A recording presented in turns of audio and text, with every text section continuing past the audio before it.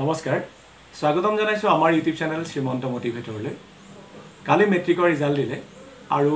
সেই মেট্ৰিকৰ ৰিজাল্টত আমি দেখিছো যে বিভিন্ন শিক্ষাৰ্থীয়ে উত্তীৰ্ণ হোৱা ছাত্ৰ-ছাত্ৰীসকলক আমি দেখিছো প্ৰত্যক্ষ কৰিছো আপোনালোকেও দেখিছে আৰু মই আজি এজন আনচাং হিৰো বুলিয়ে কৈছো যিজনে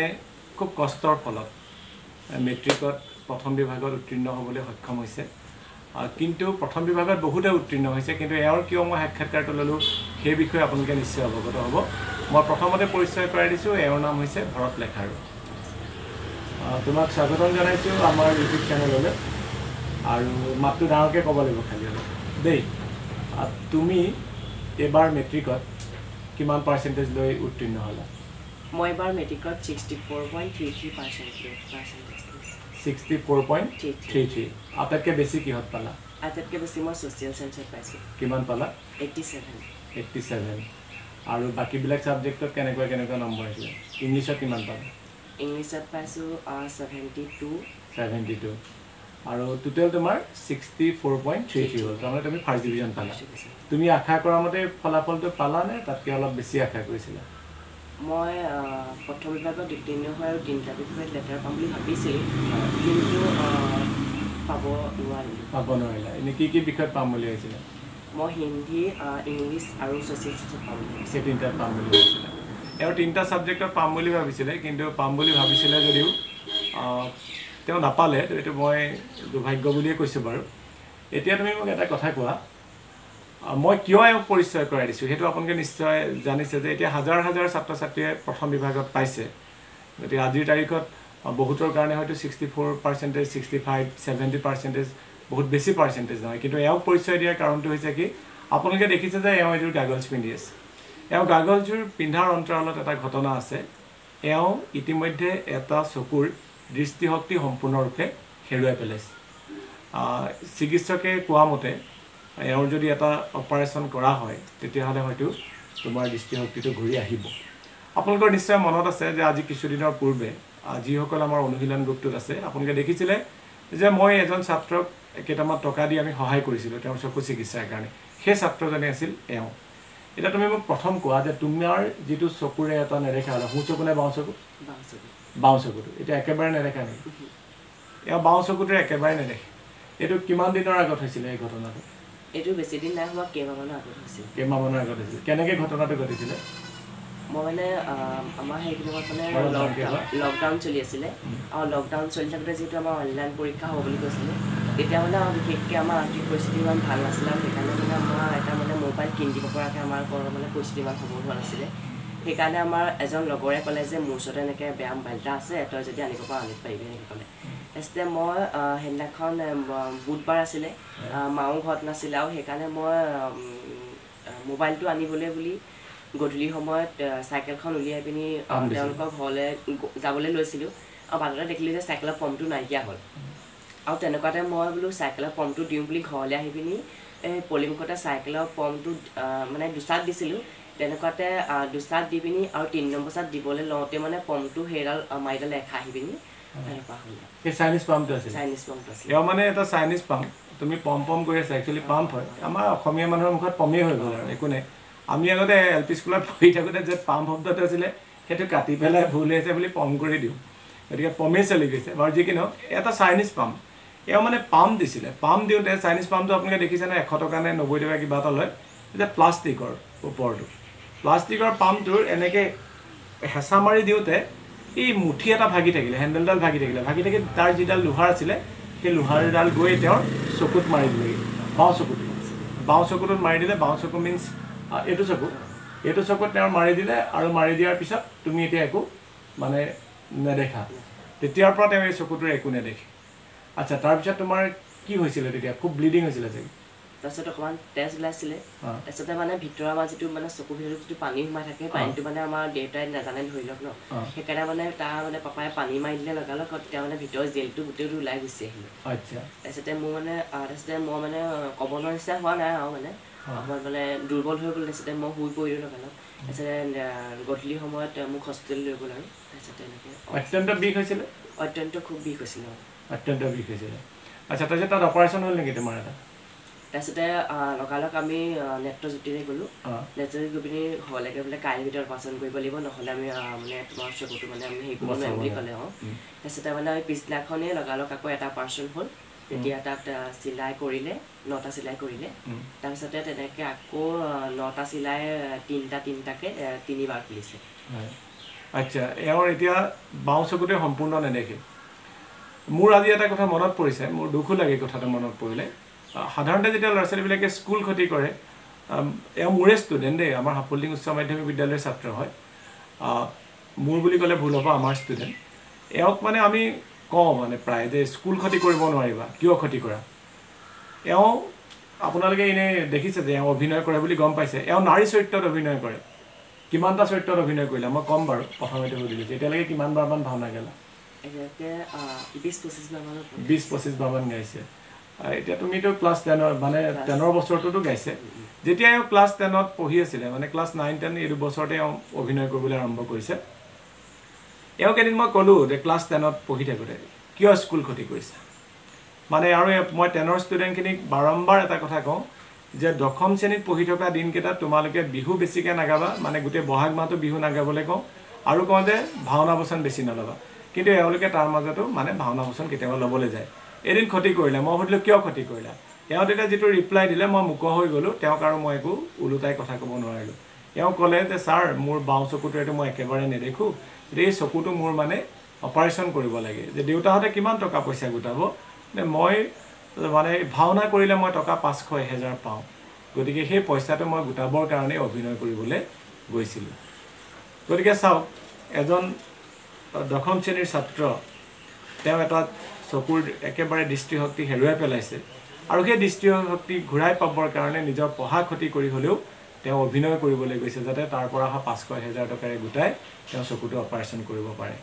আৰু তোমাৰ যেতিয়া অপাৰেশ্যন কৰিব হ'ব মোৰ লগত তুমি যোগাযোগ কৰিবা আমি সহায় কৰিম তোমাক বহুত বেছি নহ'লেও সহায় কৰিম আগতেও কৰিছিলোঁ তোমাক সহায় গতিকে এওঁ সেই এটা চকুৰে একেবাৰে নেদেখাকৈ হাইস্কুল শিক্ষান্ত পৰীক্ষাত এবাৰ অৱতীৰ্ণ হৈ 64.33% পালে কিন্তু এনেকুৱা বহুত ছাত্ৰ ছাত্ৰী আছে যাৰ ঘৰত কোনো অভাৱ নাই এওঁৰ মানে তেওঁ নিজে কৈছে যে মোৰ আৰ্থিক অৱস্থা অলপ বেয়া বুলি তেওঁ নিজে শিকাৰ কথা কৈছে মইতো কোৱা নাই কথাষাৰ মানে মই এওঁ কোৱাৰ পিছতহে কৈছোঁ গতিকে তেওঁ আৰ্থিক অৱস্থাও টনকিয়াল নহয় এটা চকুৰ দৃষ্টিশক্তি একেবাৰে হেৰুৱাই পেলালে তাৰ পিছতো কিন্তু তেওঁ নিজৰ দৃঢ়তাৰে সৈতে পঢ়া কামটো কৰি গ'ল আৰু আজিৰ তাৰিখত 64.33% পাই উত্তীৰ্ণ হ'বৰ কাৰণে সক্ষম হ'ল এতিয়াও চকুটো বিষাই থাকে তোমাৰ এতিয়া আজি ৰাতি মানে অলপ কামোৰা নিচিনা কৰিছে আৰু বিষাইছে অলপ ডাঙৰকৈ ক'বা দেই আৰু তুমি মোক এইটো কোৱা যে তোমাৰ পৰীক্ষাৰ কেইদিনততো বেছি প্ৰেছাৰ দিবলগীয়া হৈছিলে তুমি তেতিয়া কষ্ট হৈছিলে তেতিয়া মানে মই ধৰি লওক ৰাতি সিমানটা পঢ়িব নোৱাৰিছিলোঁ দিনতে অকণমান খুব বেছি পঢ়িবলগীয়া হৈছিলে আৰু ঘৰৰ পৰাও কৈছিলে যে এতিয়া তোৰ ধৰি লওক এনেকুৱা এটা অৱস্থা সেইকাৰণে তই যদি অকণমান ভাল এটা ৰিজাল্ট কৰ সকলোৱে ভাল পাব বুলি কৈছিলে ছাৰ বাইদেউসকলে ভাল পাব আৰু মই স্কুলৰ পৰাও মানে বহুতখিনি সাহস পাইছিলোঁ ছাৰ বাইদেউসকলে আপোনালোকৰ পৰা হওক মই বহুতখিনি সাহস পাইছিলোঁ তেতিয়াই মই ভাবিছিলোঁ যে নহয় যদিও মোৰ এটা এনেকুৱা অৱস্থাত তেতিয়া মানে মই যদি অকণমান তেতিয়া ভালকৈ অকণমান ৰিজাল্টটো কৰিব পাৰোঁ তেতিয়া মোৰ নিজে হ'লেও মনটো ভাল লাগিব তেনেকৈয়ে মই মানে মোৰ মন যেতিয়া গৈছিলে তেতিয়া ভালকৈ পঢ়িছিলোঁ আৰু মই দিনতে খুব বেছি পঢ়িবলগীয়া হৈছিলে ৰাতি সিমানতে প্ৰেছাৰ দিব নোৱাৰোঁ সেইকাৰণে মই দিনতে বাহিৰলৈ উলিয়াই পিনি পঢ়িবলগীয়া হৈছিলে আৰু ভিতৰত তাৰমানে অলপ আন্ধাৰ হৈ থাকে অসুবিধা হয় ভিতৰত আন্ধাৰ হয় মানে বেছিকৈ লাইটৰ পোহৰ পৰিলেও আন্ধাৰ মানে অসুবিধা হয় আৰু বেছিকৈ মানে পোহৰ হ'লেও অসুবিধা হয় বেছিকৈ আন্ধাৰ হ'লেও অসুবিধা হয় সেইকাৰণে মই মজলীয়া টাইপত পঢ়িবলগীয়া হৈছিলে বাহিৰতে তুমি সাধাৰণতে বাহিৰতে পঢ়িবলগীয়া হৈছিলে আচ্ছা তুমি এতিয়া ভাবানে যে তোমাৰ চকুৰ এই প্ৰব্লেমটো নোহোৱা হ'লে তুমি ইয়াতকৈ বেছি ভাল ৰিজাল্ট কৰিলা নিশ্চয় মই মানে আমাৰ এটা কৈছিলোঁ বহুতবাৰ চেষ্টাও কৰিছিলোঁ মানে পইচা পাতিৰ ক্ষেত্ৰতো অকণমান অসুবিধা হৈছিলে মই সেইকাৰণে মই এটা কৈছিলোঁ যে মোৰ যদি মানে অপাৰেশ্যনটো কৰি দিয়ক মই তেতিয়া মানে অকণমান ভালকৈ ৰিজাল্টটো কৰি পাৰিলোঁ ডাঙৰখন কিন্তু তেওঁলোকে ক'লে যে কি মানে এতিয়া যদি তোৰ অপাৰেশ্যনটো কৰি দিওঁ তোৰ মানে আৰু কিমান আৰু যদি কিবা আকৌ যদি মানে সমস্যা হয় তেতিয়াতো পৰীক্ষাটো মানে অকণমান হেৰি হ'ব পাৰে সেইকাৰণে এতিয়া নকৰোঁ বুলি ক'লে এওঁ মোকো কৈছিল যে ছাৰ পৰীক্ষাটোৰ আগত পাৰিলে অপাৰেশ্যনটো কৰি লওঁ কিন্তু এওঁ যেতিয়া কৈছিলে তেতিয়া পৰীক্ষালৈ 1 মাহমান সময় আছিলে মনত আছে তোমাৰ 1 মাহমান সময় আছিলে গতিকে টেষ্ট পৰীক্ষাৰ পিছত চকুৰ অপাৰেশ্যনটো তেওঁ কৰি দিলে সেইটো এটা সমস্যা হ'লহেঁতেন কাৰণ 20 দিনমানটো তেওঁ আকৌ পঢ়াত মনেই দিব নোৱাৰিলেন গতিকে 10 দিন পঢ়ি আকৌ তোমাৰ পৰীক্ষা দিবলৈ দিগদাৰ হ'লহেঁতেন তেতিয়া পিতৃ মাতৃৰ লগতো আমি আলোচনা কৰিলোঁ মই ব্যক্তিগতভাৱে আৰু তেতিয়া সিদ্ধান্ত লোৱা হ'ল যে পৰীক্ষাৰ পিছতে অপাৰেশ্যনটো কৰা হ'ব এতিয়া অপাৰেশ্যনটো কৰিব লাগিব আমি যি পাৰোঁ সহায় কৰিম আৰু এওঁ কৈছে যে চকুটোৰ যদি সমস্যা নহ'লেহেঁতেন এওঁ নিশ্চয় আৰু ভাল ফলাফল কৰিলেহেঁতেন এতিয়াও তোমাৰ দিন শেষ হোৱা নাই এইটো এটা আৰম্ভণি এতিয়া হায়াৰ ছেকেণ্ডেৰীত ভাল ৰিজাল্ট কৰিবা তোমাৰ চকুটোৰ দৃষ্টিশক্তিটো তুমি ঘূৰাই পোৱা ভগৱানে তোমাক কৃপা কৰক আৰু অপাৰেশ্যনটো হ'বতো লাগিবই আমিও আছোঁ লগত সকলো আছে এই অপাৰেশ্যনটো তোমাৰ কৰাব লাগিব এতিয়া মই তোমাৰ অভিনয় জগতৰ কথা কওঁ তুমি এতিয়ালৈকে কেনেকুৱা চৰিত্ৰত অভিনয় কৰিছা মই এতিয়ালৈকে লক্ষ্মী ৰাধা কয়াধু এনেকৈ আৰু মানে তেওঁলোকে যি বিচাৰে অভিনয় কৰিবলৈ এওঁ লক্ষ্মী ৰাধা কয়াধু তেনেকৈ বহুত মানে চৰিত্ৰত অভিনয় কৰিছে কিন্তু এটামান ডাইলগ মনত আছে নে কোনোবা নাটকৰ এটামান হ'লেও এটা আছে কোৱাচোন মই আমাৰ হাফলটিং বুলি নহয় ৰাসৰে যিকোনো এখন ৰাসৰে লক্ষ্মীৰ এটি সংলাপ ক'ম নাচ কিয় দেখুৱা জিতব মলিন পদন নিশ্চয় কিবা ভীষণ সমস্যাই আপোনাক কৰিছে বৃহবলা প্ৰকাশ কৰক নাচ নকৰি সংকোচ বিখ্যাতিটো তপ অপয়পে আমাকো কৰিছে বৃহবলা থেংক ইউ আপোনালোকে নিশ্চয় গম পাইছে যে এওঁৰ ডাইলগ ডেলিভাৰী যিটো ষ্টাইল সেইটোতে গম পাইছে এওঁ খুব সুন্দৰভাৱে নাৰী চৰিত্ৰ ফুটাই তোলে মই গালি পাৰোঁ এওঁলোকে যেতিয়া সেই চৰিত্ৰবিলাক কৰি ফুৰে মানে কেলৈ পঢ়াটো ক্ষতি হয় কাৰণে গালি পাৰোঁ মোৰ ইমান হাঁহি উঠিছে যোৱাবাৰ আমাৰ চাৰিঙৰ ৰাসত এওঁ ৰাধাৰ বচন লৈছিলে তাৰপিছত মই ফটো এটা তুলি ফেচবুকত দিছোঁ আৰু লিখিছোঁ যে আমাৰ মৰমৰ ছাত্ৰ আমাৰ ভৰত লেখাৰীয়ে ৰাধাৰ চৰিত্ৰত অভিনয় কৰিছে আৰু মোৰ বন্ধু সহকৰ্মী বুধিনে কৈছে ইনে গালি পাই থাকিব এতিয়া কৈছে মৰমৰ ছাত্ৰই অভিনয় কৰিছে সি হাঁহিছে আৰু সেইটো বুলি কয় হয় আমি এটা কথাৰ কাৰণে ছাত্ৰ ছাত্ৰীসকলক কওঁ যে প্ৰথম কথা আজি অভিনয় কৰিছে এটা নিৰ্দিষ্ট বয়সলৈকে এওঁলোকে তুমি নাৰী চৰিত্ৰত অভিনয় কৰিব পাৰিবা ধৰা 35ৰ পৰা 40মানলৈকে তুমি নাৰী চৰিত্ৰত অভিনয় কৰিলা কিন্তু তাৰপিছত সুদীৰ্ঘ জীৱন এটা তোমাৰ পৰি থাকিব সেইখিনি সময়ৰ কাৰণে তোমাৰ পঢ়াটোতো লাগিব নহয় জানো চিনেমা জগত হ'লে বেলেগ কথা আজি তুমি গাভৰুৰ অভিনয় কৰিছা কালিলৈ তুমি বৃদ্ধাৰ অভিনয় কৰিবা কিন্তু ভাওনাততো তেনেকুৱা কথা নাই বৃদ্ধা হ'লেও কম বয়সীয়া ল'ৰাকে দিব আৰু গাভৰু হ'লেও কম বয়সীয়া ল'ৰাকে দিব গতিকে তুমি যিটো মানে বাস্তৱ যিখন পৃথিৱী মই বাস্তৱ পৃথিৱীখনৰ কথা কৈছোঁ সেই বাস্তৱ পৃথিৱীখনত তুমি 40 বছৰ অতিক্ৰম কৰাৰ পিছত কিন্তু তুমি নাৰী চৰিত্ৰত অভিনয় কৰিব নোৱাৰিবা তেতিয়া তোমাৰ সেইটো কিন্তু উপাৰ্জনৰ পথ নহ'ব গতিকে প্ৰথম তুমি পঢ়া শুনাখিনি ভালকৈ কৰিবই লাগিব এটা চাকৰি তুমি গোটাই ল'বই লাগিব চাকৰি বুলিয়ে নকওঁ মই মানে এটা আত্মসংস্থাপন সেইটো তোমাৰ চাকৰিও হ'ব পাৰে ব্যৱসায়ো হ'ব পাৰে হয়নে নহয় বাৰু তেতিয়া তোমাৰ সুবিধা হ'ব গতিকে তাৰ কাৰণে প্ৰথম তোমাৰ শিক্ষাটো লাগিবই গতিকে তুমি অভিনয়ো কৰি যোৱা তোমাৰ চকুৰ অস্ত্ৰোপচাৰো হ'ব সেইটো আমি যি পাৰোঁ সহায় কৰিম সকলোৱে আৰু দ্বিতীয় কথা হ'ল তোমাৰ ভৱিষ্যতৰ দিনত ফলাফলবোৰ ইয়াতকৈ বহুত বেছি ভাল হ'ব লাগিব ঠিক আছে আৰু আমি শুভেচ্ছা জনাইছোঁ ভগৱানে তোমাক কুশলে ৰাখক দেই আৰু শিক্ষক হিচাপে আমাক কেনেকুৱা পাইছিলা শিক্ষক হিচাপে মই আপোনালোকক সদায় শ্ৰদ্ধা কৰিছিলোঁ আৰু মোৰ অন্তৰৰ পৰা আপোনালোকে যেন মা দেউতা আপোনালোকে যেন আমাৰ শিক্ষকো এনেকুৱা আগতে মই সদায় আপোনালোকক ভাৱ ভক্তি আৰু শ্ৰদ্ধা কৰিছিলোঁ ঠিক আছে বাৰু মই দুই এটা গালি পাৰোঁ আগত বেয়া পাব নালাগে আৰু পাইছা নি বাৰু নাপাওঁ হয় তোমালোকৰ ভালৰ কাৰণে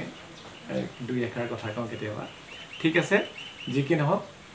ভৱিষ্যতৰ দিনত সুন্দৰকৈ আগুৱাই যোৱা আৰু এনেই কিবা এটা এইম কৰিছা নেকি যে মই পাছ কৰি এনেকুৱা হ'ম আমুক কৰিম তামুক কৰিম মনত কি ভাবিছা তুমি মই ভালদৰে পঢ়ি শুনি এজন শিক্ষক হোৱাৰ মোৰ মানে এটা সপোন আছে ন এজন শিক্ষক হোৱাৰ এওঁৰ সপোন আছে কাৰণ বহুত ছাত্ৰ ছাত্ৰীয়ে শিক্ষকতাৰ কথা নকয় গতিকে তুমি কৈছা সেইটো আমাৰ শিক্ষক হিচাপে আমাৰেই সফলতা বুলিয়ে ভাবিছোঁ আমাৰ কাৰণে এটা ভাল খবৰ যে আমাৰ ছাত্ৰই ভৱিষ্যতৰ দিনত শিক্ষক হ'ম বুলি আমাক অৱগত কৰিছে গতিকে তোমাৰ এই সপোন বাস্তৱ হওক কুশলে থাকিব আৰু সদায় তোমাৰ লগত আমি আছোঁ থেংক ইউ ছ' মাছ ধন্যবাদ